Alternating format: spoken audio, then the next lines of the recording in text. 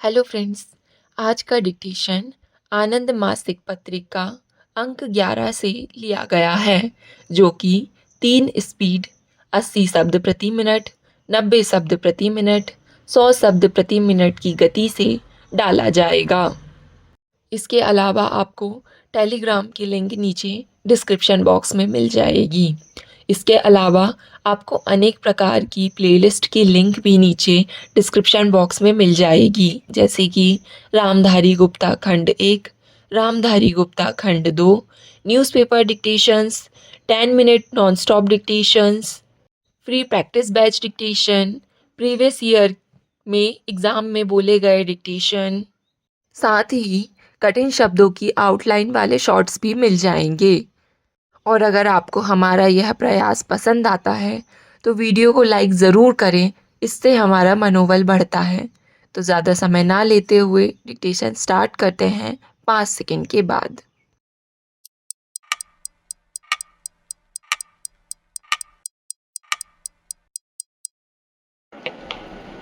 सभापति महोदय, आज तो दुनिया में मंडी व्यवस्था पर आधारित व्यावहारिकता का ही बोलबाला होता नजर आ रहा है।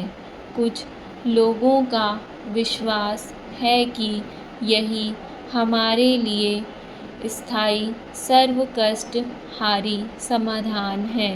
मंडी व्यवस्था की अपनी कुशलता ही एक प्रक्रिया होती है जिनमें रचनात्मकता, कुशलता, अध्यवसाय और उद्यम के लिए पुरस्कार मिलता है। तथापि कुछ समय बाद इस समाधान में अपनी बुराइयां पैदा हो जाती हैं।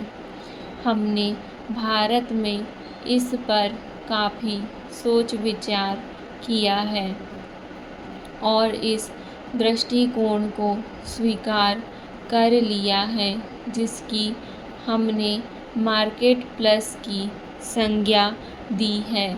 हमारे विचार में यदि सामाजिक न्याय के प्रति प्रतिबद्धता के उद्देश्य को सामने रखा जाए तो मंडी व्यवस्था की शक्तियाँ एक स्थिर और स्थायी विकास तथा समृद्ध और मानवीय समाज के निर्माण को बढ़ावा देती है। विकासशील देशों के परस्पर सहयोग से कुछ व्यावहारिक उदाहरण देने हों तो भारत ने कुल 44 देशों से विज्ञान और प्रौद्योगिकी में सहयोग के समझौते किए हैं। इनमें से 34 गुटनिरपेक्ष आंदोलन के देश हैं। भारत की वैज्ञानिक और औद्योगिक अनुसंधान परिषद ने अलग अलग गुटनिरपेक्ष आंदोलन के 21 देशों सहित कुल 31 देशों की समकक्ष संस्थाओं से द्विपक्षीय वैज्ञानिक करार किए हैं। इसी तरह गुटनिरपेक्ष आंदोलन के 10 सदस्यों सहित कुल 19 देशों से आणविक ऊर्जा के क्षेत्र में समझौते किए गए हैं। हम ऐसे सहयोग को बढ़ावा देना चाहते हैं ताकि गुटनिरपेक्ष देशों के भीतर उपलब्ध प्रतिभा का लाभ हमारे अपने हित में उठाया जा सके। भारतीय वैज्ञानिक और औद्योगिक अनुसंधान परिषद ने पेटेंट पोर्टफोलियो मैनेजमेंट की एक योजना शुरू की है, जिसमें देशी आविष्कारों की सुरक्षा की जाएगी और महत्वपूर्ण अंतर्राष्ट्रीय समझौतों से जो राजस्व मिलेगा उसके शिक्षा और वैज्ञानिक अनुसंधान पर निवेश करने से हमें अधिकतम लाभ होगा। यह एक उदाहरण है कि हम किस तरह अपने पैरों पर खड़े हो सकते हैं और दूसरों से मिलने वाली चीज़ों पर आश्रित नहीं रहेंगे।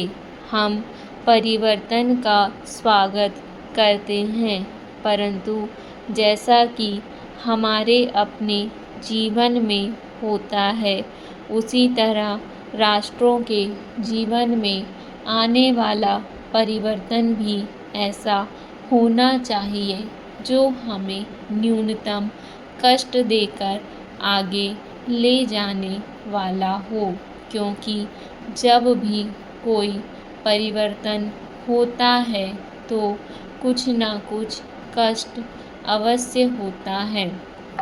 धैर्य और सम्मिलन के मामले में हर समाज अलग अलग हो सकता है।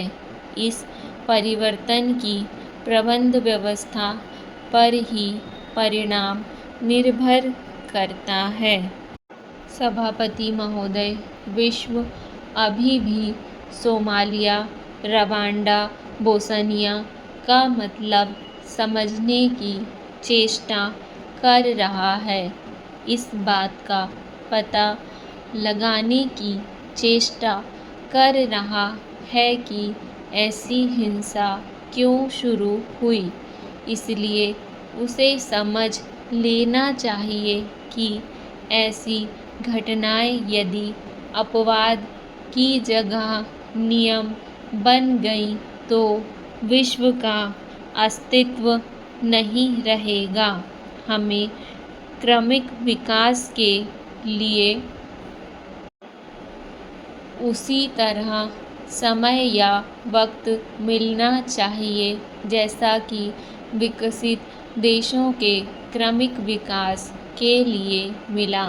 बाहरी और न आत्मसात हो सकने वाली प्रणालियाँ विकासशील समाजों और अर्थव्यवस्थाओं पर एकाएक नहीं थोपी जा सकती, विशेषकर जब स्वयं ये नए मॉडल भी पूर्ण नहीं हैं और तत्काल उनको परिवर्तित किया जाना है या उनकी वास्तव में आवश्यकता है। यह कहना अतिशयोक्ति नहीं होगी कि समूची मानवता को ही शांतिपूर्ण, सार्थक, सह-अस्तित्व वाले और समग्र भविष्य के लिए बिल्कुल नए मॉडलों की आवश्यकता है। अब से कुछ ही दिनों बाद हम संयुक्त राष्ट्र संघ के 50 वर्ष पूर्ण होने का समारोह मनाएंगे। यद्यपि काफ़ी कुछ अच्छा काम हुआ है, तथापि हम उन समस्याओं को अनदेखा नहीं कर सकते जिन पर इस संस्था के बारे में अब भी राजनयिक विवाद चल रहे हैं। यदि गुटनिरपेक्ष आंदोलन सत्य और न्याय को कार्यान्वित करने वाली शक्ति है और मेरा निवेदन है कि हममें और संयुक्त राष्ट्र संघ में यही परस्पर संबंध है और हमें इस संबंध को कार्यान्वित करने के लिए मिलकर बिना किसी भय या पक्षपात के काम करने पर बल देना चाहिए। हम सब इन बुनियादी प्रश्नों से परिचित हैं जिन्हें इनसे संबंधित कार्यकारी दल ने अपनी चर्चा में उठाया है और यहाँ मैं उन्हें दोहराना नहीं चाहता। मैं तो यहाँ इस बात पर बल देना चाहूँगा कि इस आंदोलन के भीतर ही हम अपने मतभेदों को हल कर लें और अपना सारा ध्यान अधिक प्रतिनिधित्वपूर्ण सुरक्षा परिषद बनाने के प्रश्न पर लगाएं।